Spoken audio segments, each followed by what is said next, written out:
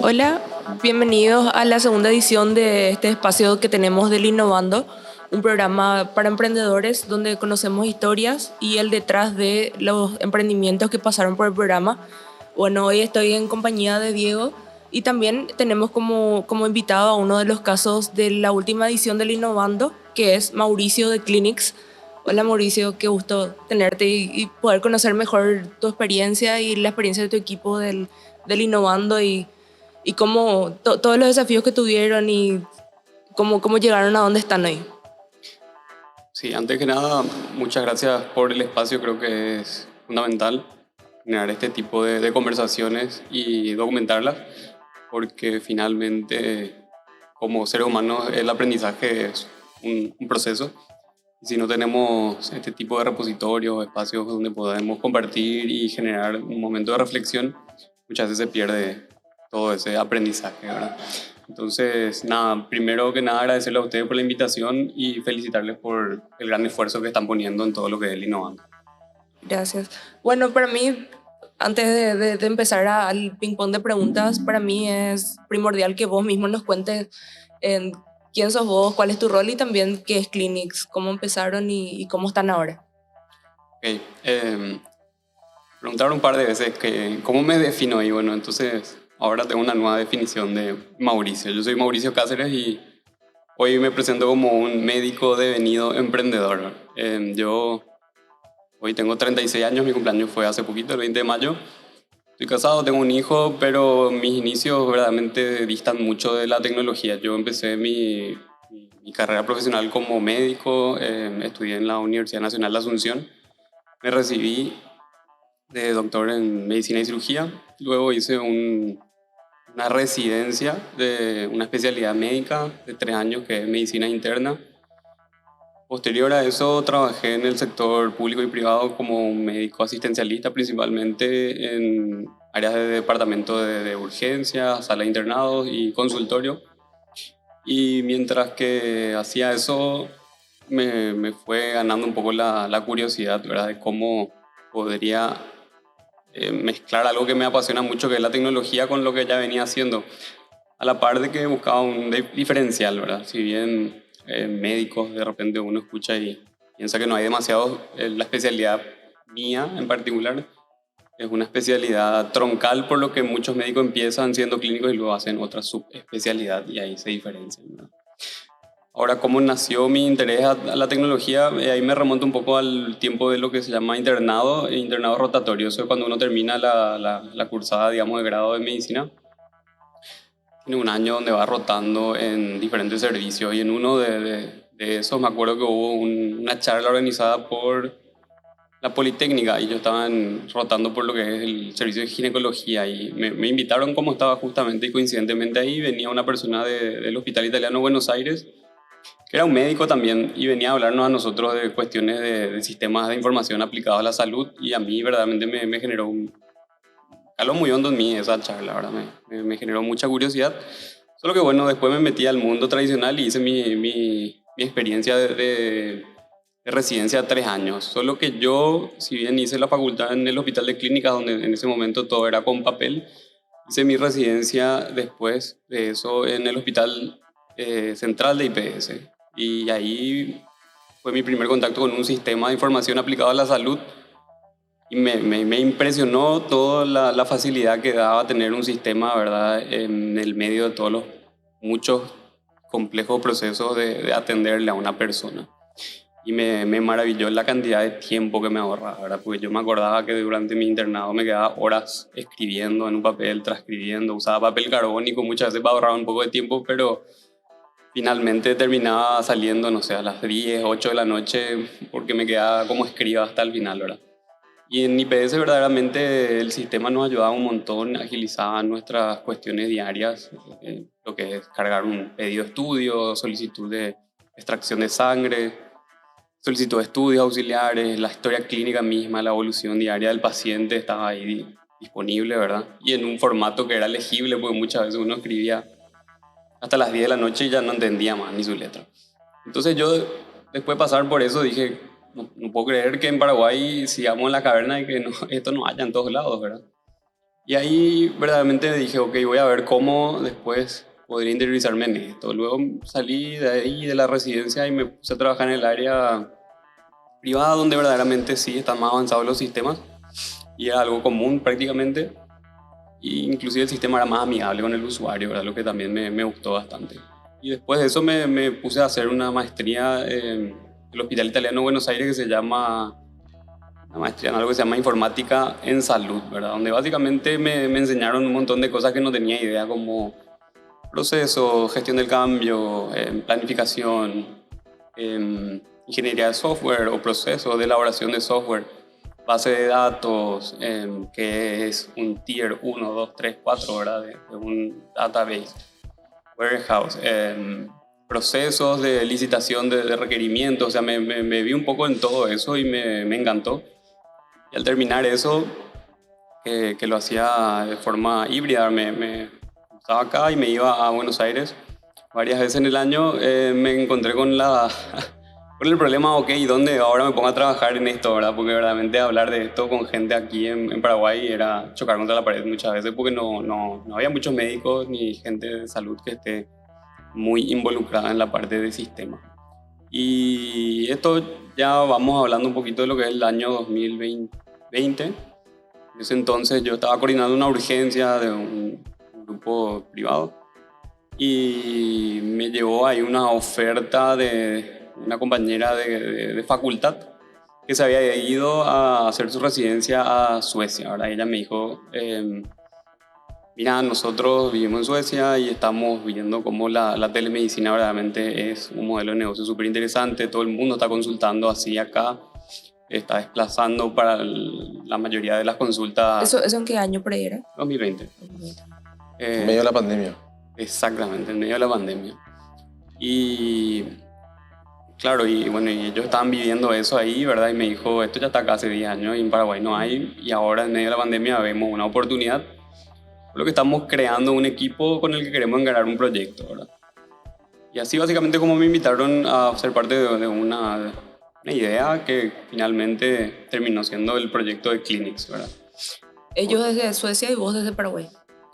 Ellos lo iniciaron desde Suecia, luego vinieron a Paraguay en el 2020 cuando todavía estaban abiertas las fronteras, y ahí se quedaron varados acá. Tipo febrero. Exacto. Y bueno, y de ahí fuimos trabajando en la idea, pero recién la idea se materializó como plataforma casi un año después, ¿verdad? A ver, a finales del 2020 tuvimos como que un MVP, pero realmente no le podíamos ni llamar MVP porque había demasiadas piezas que faltaban. Y en el 2021 recién lanzamos Clinics como plataforma en sí, ¿verdad? En el 2021 ustedes conformaron un equipo acá local y trabajaron en esa idea, y en el 2022 se postulan a Innovando.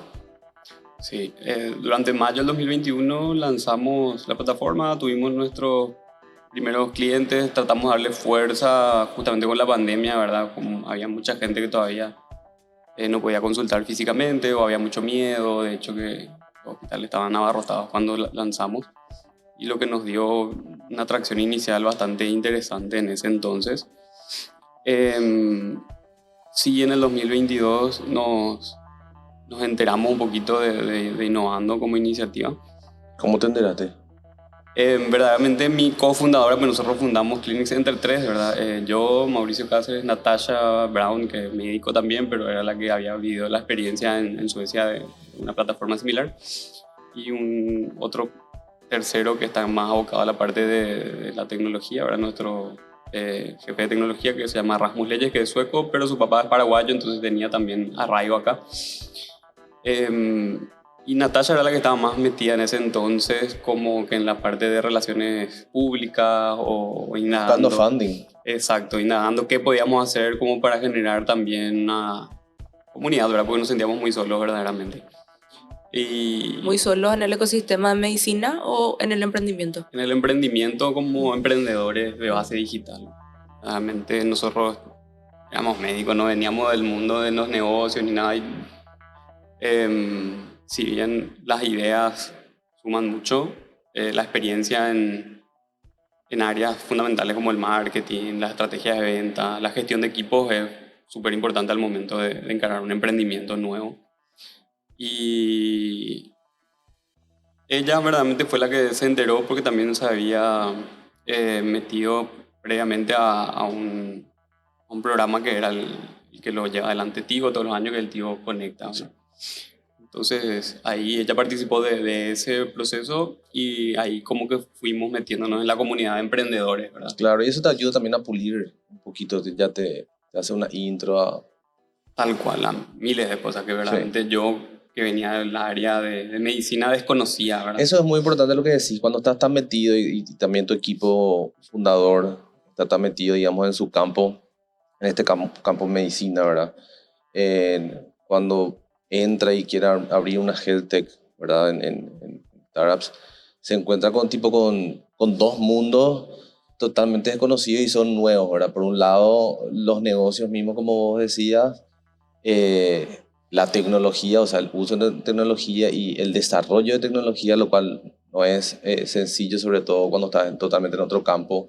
Por ahí si estás en ingeniería, conectas cosas, ¿verdad? Pero tipo si venís de educación o venís de salud es un poco más complicado, ¿verdad? Además de, bueno, tener que aprender el tema de validación, de hipótesis. Como un nuevo mundo a explorar y eso también de repente a uno lo atrapa, ¿verdad? ¿Cómo ustedes lo sintieron ahí? Sí, como equipo, verdaderamente nosotros nos pegamos la cabeza contra la pared un montón de veces y Classic. gran parte de eso tiene que ver con nuestra falta de experiencia en el emprendedurismo mismo, ¿verdad? Porque quizá uno pueda tener un emprendimiento que no sea digital, qué sé yo, una tienda de ropa, algo, vender cosas y eso ya te abre la cabeza a un montón de cuestiones que yo hoy soy consciente, pero que al momento de sumarme a Clinics fue un salto de fe prácticamente porque verdaderamente no tenía idea de lo que me estaba metiendo, siendo bastante sincero, ¿verdad?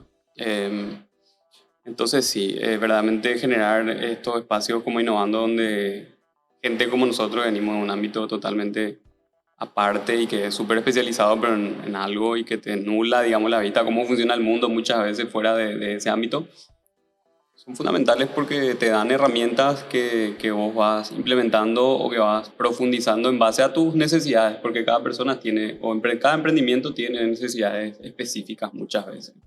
Igual es muy loco que se hayan sentido solos y nosotros desde este lado que acompañamos a varios emprendedores, muchos empiezan así siendo usuarios o viviendo el problema ellos mismos y es como pensar, debe existir alguna tecnología o algo que pueda ayudarme a mí que estoy teniendo este problema, pero que como ustedes muchos otros. Entonces, ustedes como médicos lo vivieron, pero suele ser la historia de muchos emprendedores que empiezan con sus casos como usuario y también como emprendedor.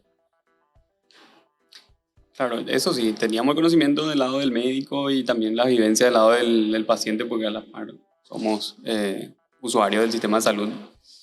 Y también conocemos del lado del usuario porque los pacientes son el día a día un médico en general, ¿verdad? Asimismo, como decís, yo no sé, veía pacientes que tenían que viajar cuando estaban en IPS 400, 500 kilómetros y venían y encontraban que su turno se canceló, que justo ese día el médico no sé, se ausentó por motivos personales de salud, llámele lo que sea, y no se le avisó. Y bueno, imagínate cómo tenía que... El impacto negativo que puede acarrear, digamos, la cancelación. Y muchas veces puede ser no culpa del doctor, ¿verdad? No sé, se murió su mamá, tuvo un problema un su accidente. hijo, un accidente, lo que sea, ¿verdad? Y chao, eso te impacta negativamente. Sí, en toda la cadena, ¿verdad? Exacto.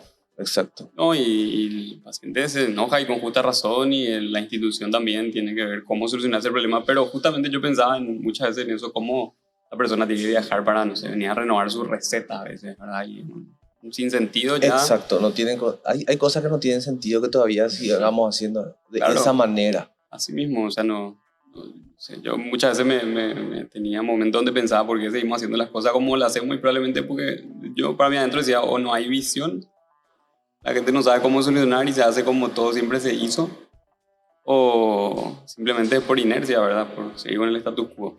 ¿Y cómo encaja Clinics dando respuesta a eso? ¿Cómo le fue ya ahora que pasaron un poco la etapa de prototipo, pudieron validar su propuesta con otros?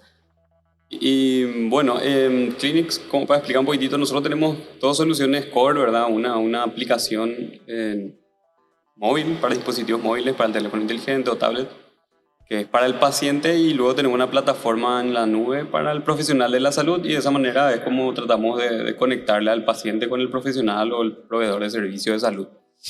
Y del lado de la plataforma del profesional siempre fue nuestro lado más fuerte, porque justamente teníamos dos médicos dentro, ¿verdad? Que estábamos trabajando con el producto.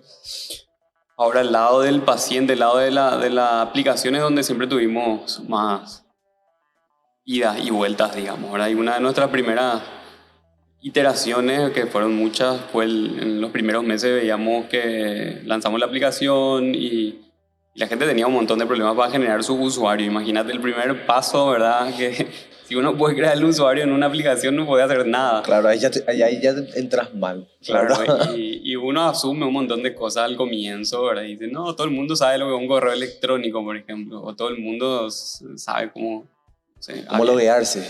cómo loguearse a sí mismo, cómo cambiar una contraseña, Claro, ¿verdad? cómo recuperar tu contraseña cuando te olvidas. Y la realidad es que no hay que asumir eso. Mucha gente acá en Paraguay al menos no tiene idea de cómo es usar una aplicación, o por más que uno crea que es súper intuitiva para esa persona, no lo es. Entonces, nuestro primer gran problema fue ese, imagínate, la creación del usuario.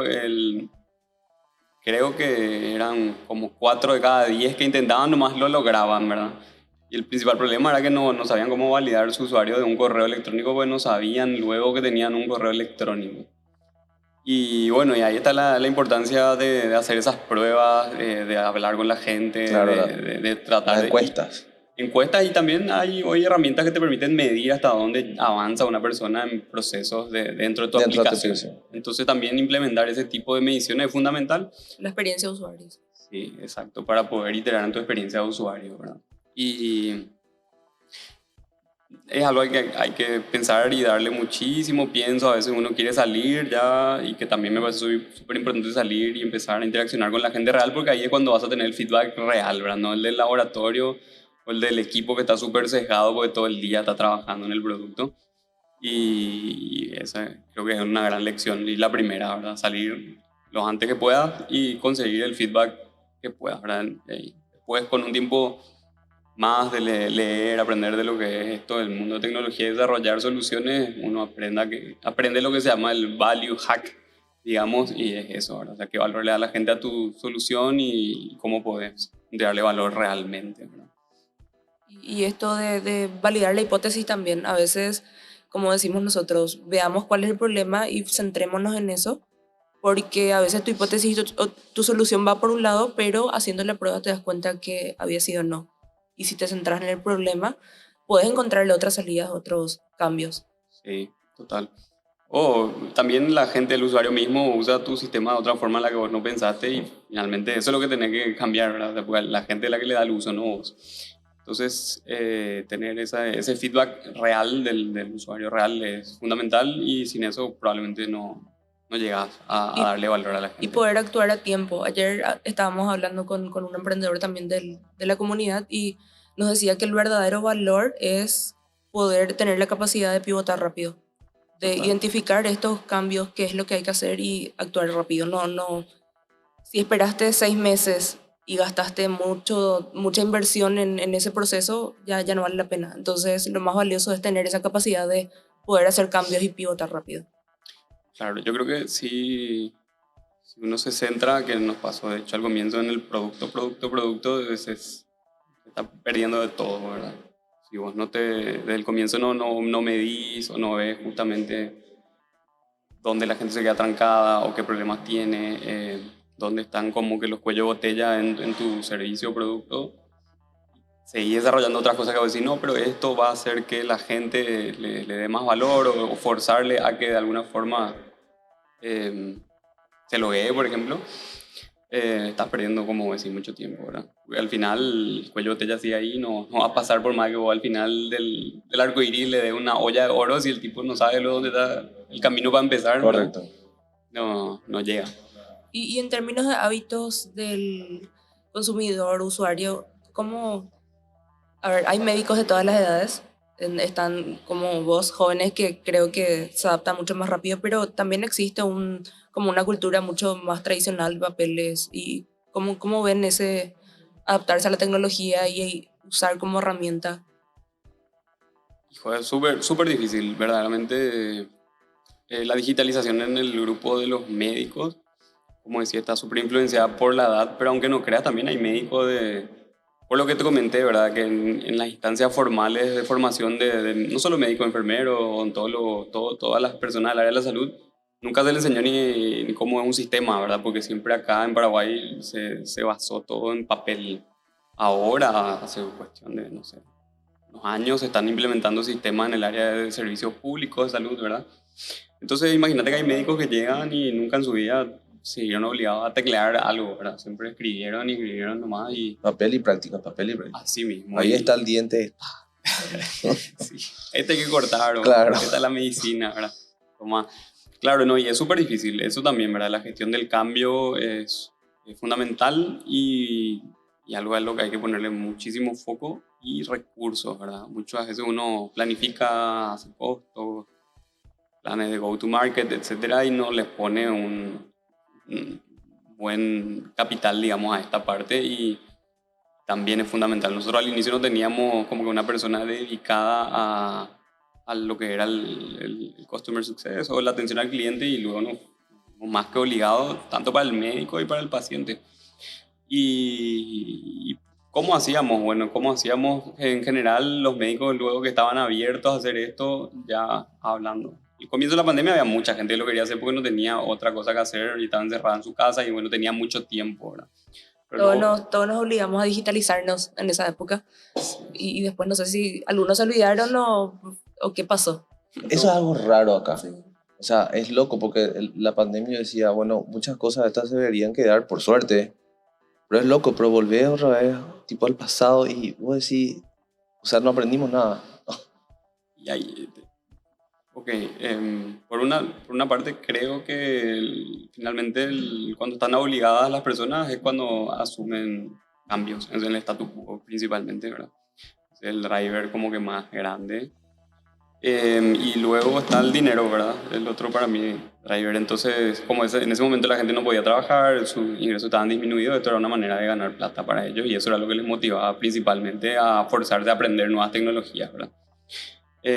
Para el aprendizaje de los médicos, si ellos tenían el tiempo, no era tan complejo porque hacíamos sesiones de tutoría, ¿verdad? Yo era el que les enseñaba a usar el producto y hacíamos realmente una sesión de media hora, 45 minutos, donde yo les enseñaba la parte más básica o lo fundamental de la herramienta y bueno, y después con la práctica ellos iban aprendiendo y te hacían preguntas, ¿verdad? Entonces ahí era bastante fácil. Ahora cuando fuimos a la etapa donde ya la gente volvió a lo tradicional, pasaron dos cosas. Un lado, una cosa era que la gente volvía a su práctica tradicional, donde le pagaban por ver pacientes presenciales, ¿verdad? No, nadie le pagaba por ver telemedicina o pacientes inclusive que veían por WhatsApp, lo hacían gratis. Entonces lo que no se paga realmente no crece, ¿verdad? Y ese fue uno de los, hasta ahora, uno de los grandes problemas que tenemos, porque el sistema de salud acá está financiado principalmente o por el Estado, o por IPS, o las aseguradoras. Claro. Y las consultas particulares, digamos que las paga el paciente de bolsillo, son ínfimas, o sea, en proporción a los demás métodos de financiamiento, ¿verdad?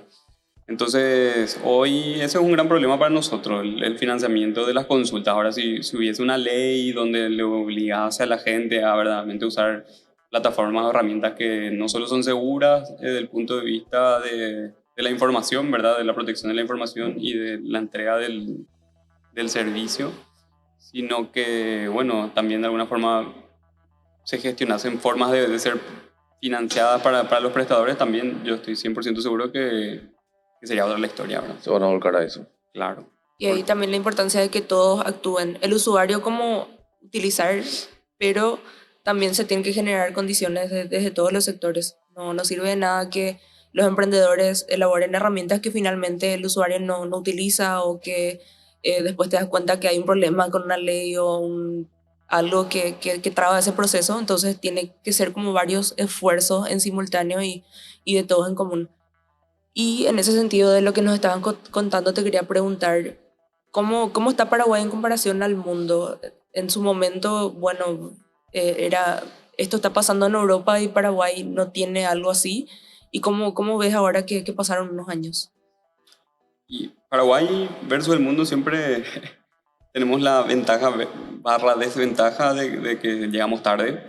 Ventaja porque podemos aprender de los errores de los otros, ¿verdad? O sea, hoy esto que hablamos de telemedicina acá en Paraguay puede sonar innovador, pero verdaderamente en Estados Unidos ya existe de los 70. La región hace 20 años aproximadamente que estaba viendo una explosión de lo que es Health Tech así en la región de Latam, y telemedicina en particular hace 10 años aproximadamente ya ha sido implementado con mucho éxito en sistemas de salud como países de Chile, Uruguay, ¿verdad? Y que verdaderamente hoy, así como te menciono, tienen todos los elementos de gobernanza ya establecidos hace un buen tiempo y que son habilitadores también para ellos, ¿verdad? Tienen leyes, tienen una tarifa que pagan por consulta, o sea, como que está bastante bien normado ya eso, ¿verdad? Y no solo eso, sino que ya existen otros servicios en el ecosistema, ¿verdad? Ya tienen sistemas de prescripción electrónica que están otra vez enlazados a puntos donde se dispensa la medicación. Eh, Hay varios proveedores de servicios de telemedicina o de sistemas aplicados a la salud. Entonces, cuando uno arranca en un ecosistema donde ya hay muchas cosas hechas, es mucho más fácil. Acá en Paraguay nada está hecho, ni siquiera desde el punto de vista normativo o jurisdiccional no hay, ¿verdad? Y eso hace que todo sea doble o triple o cuádruple esfuerzo, ¿verdad? Es remar contracorriente en muchos aspectos. Porque hay gente que tiene la apertura y te dice, ok, ¿y cómo es lo médico legal? Y le decís, no hay una ley, ¿verdad? Entonces ahí el que, no sé, el médico que realmente tiene como que mucho miedo siempre a eso, mucha gente dice, no, yo no. Y el punto de vista del paciente también desconocen un montón de los derechos y de lo que son sus datos, ¿verdad? Entonces también hay gente que tiene mucho recelo de eso, de cómo se resguarda la información, por más que vos le demuestres que toda la tecnología que vos usás es de punta para resguardar su información y que la encriptás, igual no confían, ¿verdad? Eh, y así también hay muchos déficits en piezas de un ecosistema de salud digital, ¿verdad? Nosotros somos una pieza armada, o sea, telemedicina es un servicio súper acotado, pero sería muy útil si tuviésemos justamente la forma de conectarnos con una empresa que ya hace receta electrónica o farmacias digitales, ¿verdad? Que ni siquiera existen en el mundo físico, sino que, no sé, entra en mi plataforma, yo le prescribo algo, ya llega a un servidor, se genera la orden, un delivery le llega a su casa, ¿verdad? Eso sería una manera de verdaderamente entregarle el valor a la gente y de cerrar el círculo. Porque ahí también tenemos problemas. Nosotros generamos recetas, pero muchas veces no son válidas porque no hay una ley que lo avale, ¿verdad? Entonces, tenés medicación controlada que tiene que pasar por cuestiones legislativas de tres diferentes organismos del Estado, ¿verdad? Y todo eso es complejo y no es fácilmente solucionable y realmente escapa de nuestra área de acción inmediata al menos, ¿verdad? O sea, tenés que sentarte a conversar con un montón de gente y convencerle y después, no solo convencerle desde el punto de vista de que ellos pueden ser beneficiados, sino que ellos tienen que generar acciones para que eso vaya para adelante, ¿verdad? Hay varias oportunidades, ya si hay emprendedores escuchando, que pueden agarrar eso para cerrar el círculo, y también en oportunidades para, desde el lado legislativo, ir trabajando y puliendo. ¿Vos qué pensás o sea, cuál es el próximo, qué mejorarías hoy en tu producto o cuál es el próximo desafío a enfrentar con Clinics? Sí, y verdaderamente, ¿qué mejoraría? Por un lado, nosotros vemos que hay muchas cosas que son muy fácilmente resueltas o posibles de ser resueltas con un chatbot, por ejemplo, ¿verdad? Donde vos podés darle valor a la gente sin la necesidad de que haya un médico de por medio. cuestiones que son orientativas, principalmente lo que la gente hoy, no sé, googlea o le pregunta a ChatGPT hoy, ¿verdad? Entonces, hoy tener un set de respuestas rápidas o un árbol de decisiones bastante nutrido con este tipo de cosas es súper interesante y que finalmente te derive, digamos, a una teleconsulta solo en caso de necesidad, ¿verdad? Y eso también es importante desde el punto de vista del negocio. ¿Por qué? Porque tener un chatbot es un desarrollo tecnológico que sin duda tiene su costo, pero una vez que vos lo haces ya está, ¿verdad? No es como el médico donde o otro profesional de la salud que vos le tenés que pagar, ya sea horas o por consulta. Entonces una manera de entregar valor a la gente, al paciente en este caso, sin incurrir en grandes gastos, y eso te permite hacer modelos de negocio que son baratos y masivos, ¿verdad? Entonces creo que hoy la masividad y la facilidad son claves para poder escalar tu negocio y aparte, digamos que va de la mano con eso, es la cuestión cultural de hoy, de que la gente ya ni siquiera te atiende por teléfono cuando le llamas y te escribe al toque un mensaje y te dice, che, me llamaste, ¿verdad? Hoy la gente no quiere más hablar con la gente, quiere chatear nomás, ¿verdad? Yo soy. No, y todos somos de alguna manera. Entonces creo que por ahí también va, ¿verdad? Generar ese tipo de cosas y en base a eso que les comenté de otras piezas fundamentales que faltan del ecosistema, es muy difícil que nosotros, un solo emprendimiento, generemos todas las soluciones, pero verdaderamente hay demasiado para trabajar y generar, ¿verdad? En conjunto. Creo que, bueno, que lo del chatbot es una idea interesante, pero más allá de eso hay cosas como, por ejemplo, solicitud y gestión de turnos, ¿verdad? O sea, si pudiéramos generar un repositorio donde estén todos los turnos del área pública, privada y mixta, por ejemplo, y que la gente pudiese ahí agendar, eso también es algo súper interesante. Nosotros pensamos mucho en la telemedicina, pero a la hora de la realidad de Paraguay, la gente todavía lo hace mucho presencial. Entonces muchas veces le presentamos nuestro producto y nos dicen, está genial y sirve para mi clínica física también. Y la respuesta es no hoy, ¿verdad? Entonces creo que no hay que cerrarse solamente a lo telemático en este caso y ser un poco más abarcativo, y eso abre muchas puertas. Y ahí te quiero hacer una pregunta, volviendo otra vez a la historia.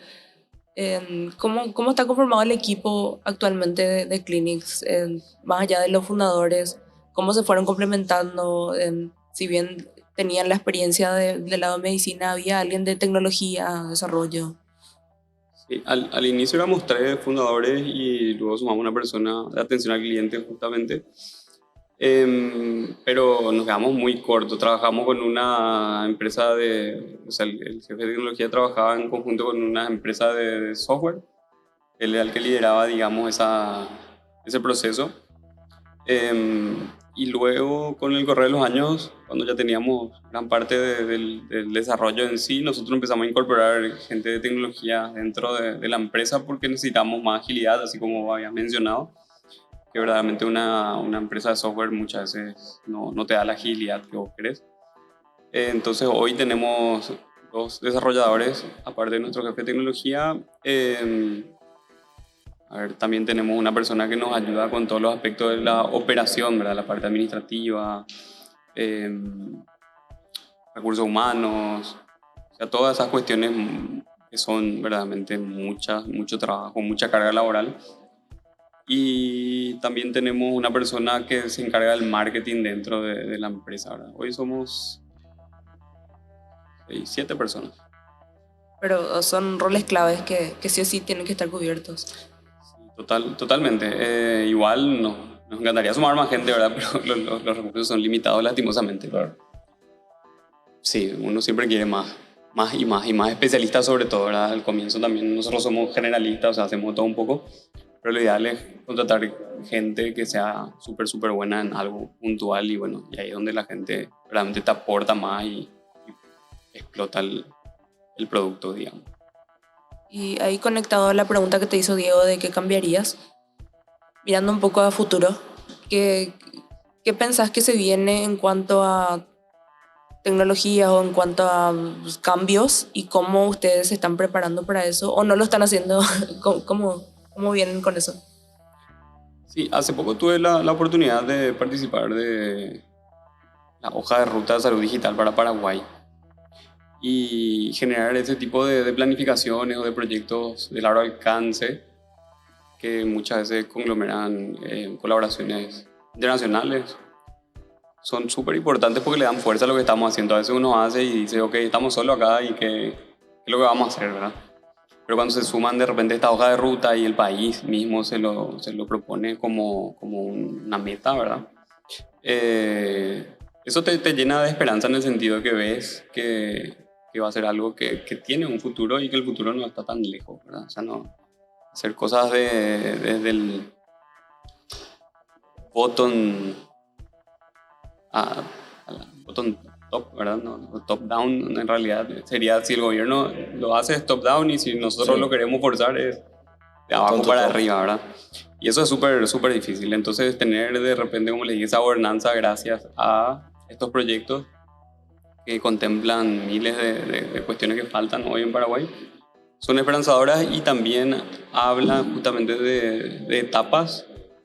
Y en la tercera etapa de este proyecto de la hoja de ruta de salud digital para Paraguay entran soluciones como la nuestra, ¿verdad? De telemedicina, o sea, está bien explícito que es el momento donde una vez que se den las bases, digamos, para este ecosistema de salud digital, nuestros servicios van a tener una cabida y van a ser demandados.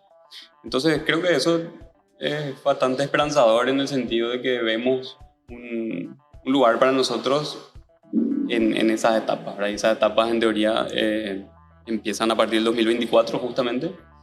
Y eso está buenísimo, ¿verdad? Lo mismo que si querés pensar en lo que es la facturación electrónica, ¿verdad?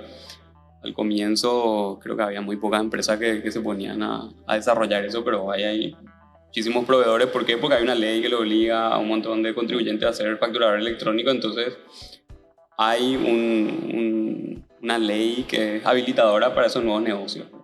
Lo que va a obligar a que la tendencia sea usar factura electrónica. Claro.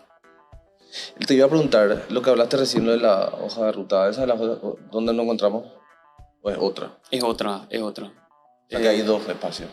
Sí, eso que nosotros nos encontramos era más para la innovación de Paraguay en muchos frentes y esta es súper específica de la agenda digital de salud para Paraguay. Que, Ya.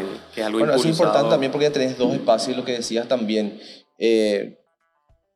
Además te encontrás con otras personas viendo el mismo problema y ahí tipo decir, ok, no me siento solo, o sea, no estoy solo en este problema, ¿verdad? Por no decir esa palabra.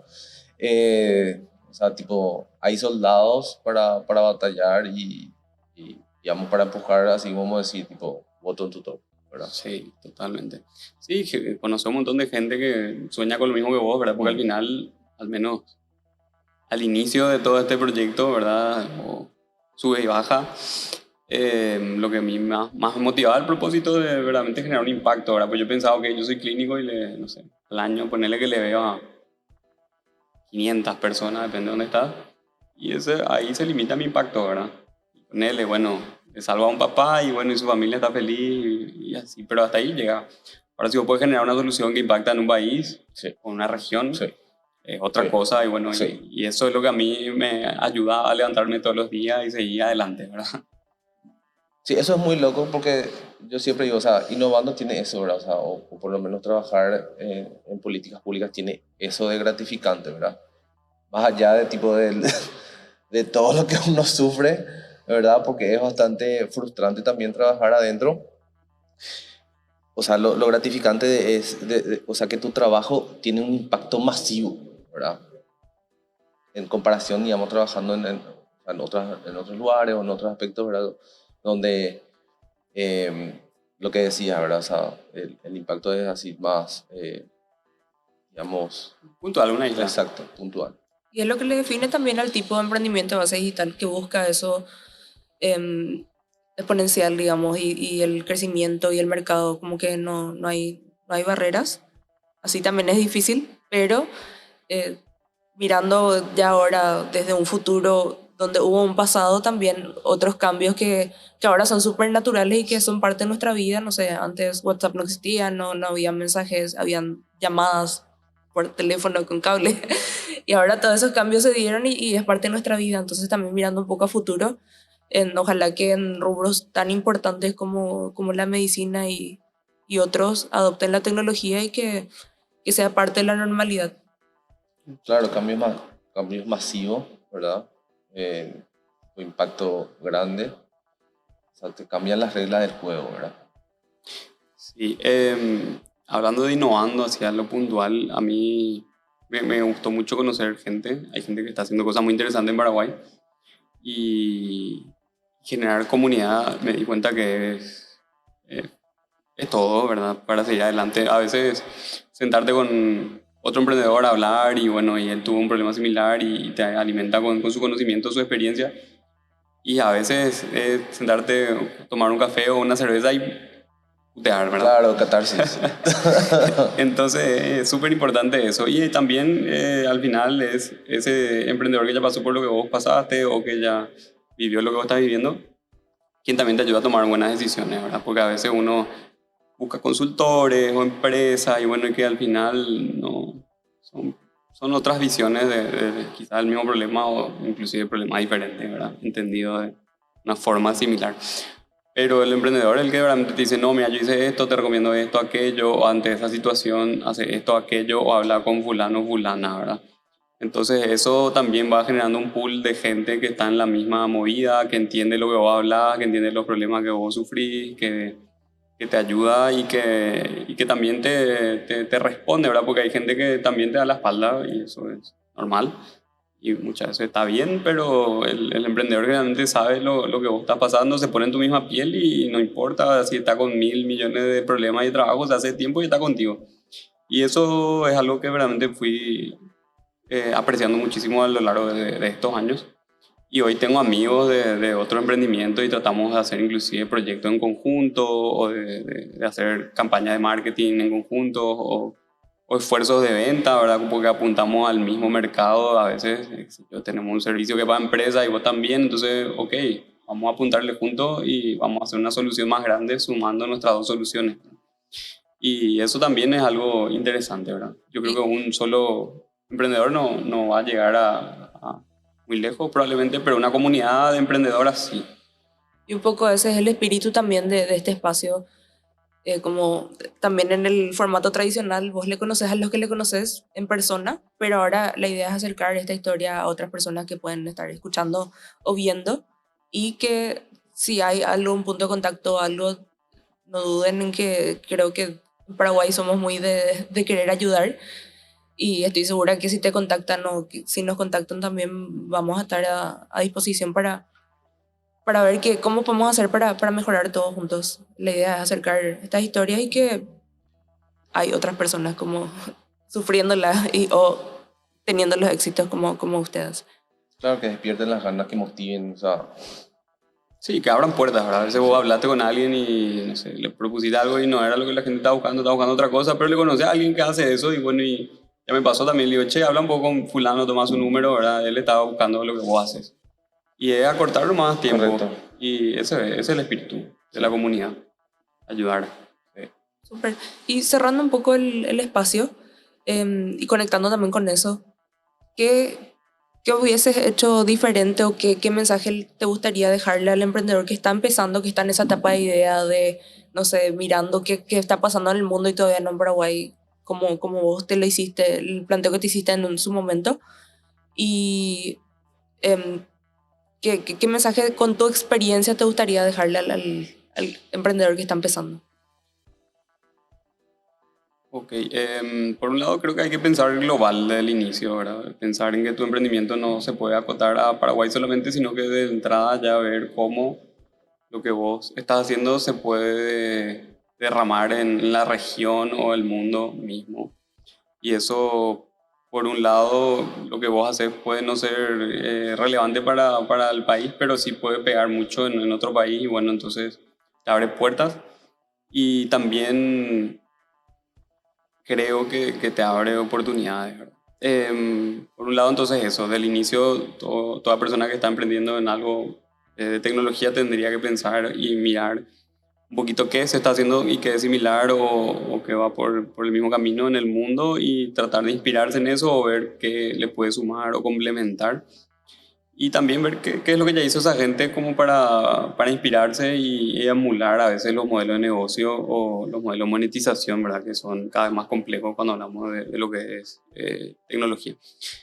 Y por otro lado, es generar desde el inicio un equipo de personas que sean comprometidas con el proyecto y que entiendan la visión, digamos, de por qué se está haciendo lo que se está haciendo, cuál puede ser el impacto. Y eso es lo que le va a crear cohesión entre todas las personas que conforman el equipo, ¿verdad? Porque va a haber momentos difíciles, siempre va a haber momentos súper difíciles, y va a haber momentos donde van a ser también de felicidad, pero los momentos difíciles, si uno no está totalmente comprometido y no tiene, digamos, esa visión a largo plazo, no van a sobrevivir las tribulaciones de que trae un emprendimiento, ¿verdad? Entonces creo que generar equipo es importante. Y por último, es cómo gestionar ese equipo, ¿verdad? Yo estuve buscando un montón de metodología, a uno le quieren imponer OKRs y un name it, ¿verdad? O Sí. sea, hay N metodologías. Entonces hay que tratar de aprender cuáles son estas ¿Y qué te funcionó? y hasta ahora nada me funcionó demasiado bien. Estoy buscando, ahora estoy leyendo un libro que me parece fundamental, del que justamente aprendí me recomendó otro emprendedor, pero de Argentina, que se llama EOS, ¿verdad? Es Entrepreneurial Operation System. Y es generado por una persona bueno, que craneó esto. Y me gusta mucho la simplicidad que propone y también las herramientas, ¿verdad? Para generar reuniones, sobre todo reuniones de 90 minutos. Hay una herramienta que es interesante donde vos vas a anotar los problemas y después le puedes dar un seguimiento, así como también generar cosas que se llaman rocas, que son nada más que objetivos a un plazo de 3 meses, ¿verdad? Entonces, medir eso y sistematizar eso ayuda muchísimo, sobre todo cuando uno ya a veces está podrido y no quiere saber nada, ¿verdad? Entonces, tener una sistematización de cómo gestionar eso es súper importante porque es ponerte a hacer lo que ya hiciste y ya sale después, ¿verdad? Y también abre muchísimo lo que es la comunicación dentro del equipo. Y eso es importantísimo. Si en el equipo no se habla, nada bueno puede pasar ahí a largo plazo, ¿verdad? Y eso, o sea, eso que mencionas, tipo la gestión del equipo, eso es tipo algo bien quilombero, ¿verdad? Porque, te digo nomás, también cuando uno gestiona equipos, sobre todo ahora, cuando uno está hiperconectado y uno no sabe de repente los límites y estás trabajando y laburando con otras generaciones, o sea, te hablo, no sé, tengo 40, trabajando con una persona joven de 20 años. Entonces, es también otra variable más que tenés que saber manejar y comunicarte finalmente con una nueva generación que está viniendo, ¿verdad? O sea, tipo, finalmente, che, me tocó estar arriba y ya no más abajo. Entonces, eso también es algo loco, ¿verdad? Y uno tiene que aprender finalmente a cómo saber manejar la nueva generación, qué es lo que le motiva, qué es lo que no le gusta, qué es algo que sí puede permitir o hasta dónde puede, digamos, llegar tu exigencia y qué es algo que no va a tolerar y no va a permitir, ¿verdad? Total, sí. Choque generacional es Yes. algo muy frecuente. Yes. Bueno, creo que no sé si quieres cerrar con algo o nosotros también ahí apoyando un poco a lo que decía de lo del equipo y el mensaje que diste. No, recordar que acá desde el Ministerio de Tecnología tenemos programas para impulso a emprendedores como el Innovando y que vamos a seguir trabajando en esto, pero siempre la idea es escucharle al emprendedor. Así que si quieres cerrar con un mensaje. Ser emprendedor no es fácil, pero vale la pena y estos espacios que ustedes generan y proyectos de incubación, aceleración de este tipo de emprendimiento de base tecnológica son y van a seguir siendo por unos buenos años el cimiento fundamental para que esto genere tracción y finalmente explote el ecosistema, ¿verdad? Yo Por eso creo que el trabajo que ustedes vienen haciendo desde el MITIC es un trabajo hormiga, poco reconocido muchas veces, pero que es fundamental. Si no generamos este tipo de iniciativas, Paraguay nunca va a pasar de ser un país agroproductor a uno donde las economías florecientes hoy verdaderamente son lo que son porque invierten y capacitan y generan este tipo de ecosistemas donde la gente puede emprender algo, donde la tecnología es el core del servicio, ¿verdad? Entonces, le invito a la gente a que se interiorice un poco de lo que ya pasó en Innovando y de lo que va a seguir pasando, y de todas las personas que formamos parte de esta gran comunidad. Y finalmente eso, perder la vergüenza también a preguntar, a hacer una llamada, a escribir un mail. A mí escribirle mail a la gente me abrió un montón de puertas. Y tener personas como Diego y como todos los que están impulsando e innovando, ¿verdad? Creo que es algo que debería ser más visualizado y darle más destaque en todos los medios. Y también empezar a socializarlo más en las generaciones jóvenes, ¿verdad? En el colegio, no sé, la facultad, hay que empezar a hablar de esto, porque te pongo la firma de que la gente no tiene idea de lo que es una startup, ¿verdad? O un emprendimiento base digital. Y que cuando le preguntaba qué querés ser, te va a decir, médico, Claro. abogado, no sé qué cosa, ¿verdad? Pero nunca va a querer ser Startup, hacer su startup. Exacto. Sí, pero tenemos en la cabeza hacer un Innovando PI High School, ¿verdad? Falta tiempo y gente, porque ahora estamos incubando unos chicos, Te ¿verdad? acabaste de meter presión con él publicando esto. Pero sí es algo que tenemos en la cabeza, ¿verdad? Pero ¿por qué nace también finalmente esa preocupación? Cuando nos llegan las ideas, ¿verdad? Llegan muchísimas, ¿verdad? La última ocasión tuvimos tuvimos 110 aplicaciones, ¿verdad? De las cuales quedan 20, ¿verdad? Pero uno va puliendo y uno ve que realmente uno puede, yo creo que deberían venir más, o sea, ideas más innovadoras con más potencial de escalabilidad, etcétera, etcétera, ¿verdad? Entonces ahí es donde se nos ocurre, no, nosotros tenemos que irnos a la universidad, ¿verdad? Y después, bueno, decimos, no, en realidad hay que irse al colegio. Y ahí hay que cambiar el chip. Ese Y ahí- concepto de pensar fuera de la caja y de no, lo tradicional no es, lo que conocemos no es lo único que existe. Exacto. Ya, todo bien, amo los muffins y todas las tortas y los chocolates, ¿verdad? Artesanales que hacen y las cervezas artesanales, ¿verdad? Pero lo que dice Vera, ¿verdad? Hay algo más allá, ¿verdad? Se puede emprender también de otra manera con emprendimiento de base digital, que es algo súper cool. Cierto, te equivocabas, fallabas, pero eso te va a pasar con cualquier emprendimiento. Pero yo creo que ahí nosotros deberíamos empezar a meter tipo las semillas en los cerebros ya, o sea, a los 16, 17 años, cuando los chicos están saliendo del colegio, que eso ya carreen en la universidad y que en la universidad ya emprendan y ya nos vengan con otro tipo de ideas mucho más desafiantes. Total, sí. De hecho que el Chile y países de la región que realmente tienen estos modelos y son exitosos porque hacen eso, ¿verdad? Ellos articulan espacios justamente ya del colegio y tienen luego incubadoras dentro de las facultades, ¿verdad? Y campos de innovación. Entonces son piezas que tienen que ir generándose para que, como de vuelta digo, la comunidad y el ecosistema explote, ¿verdad? Pero celebro muchísimo esto que están haciendo ustedes, ¿verdad? Y especial mención acá a Vera que tuvo la iniciativa de hacer este podcast, ¿verdad? Así que creo que el valor que ustedes van a dejar como legado acá es invaluable.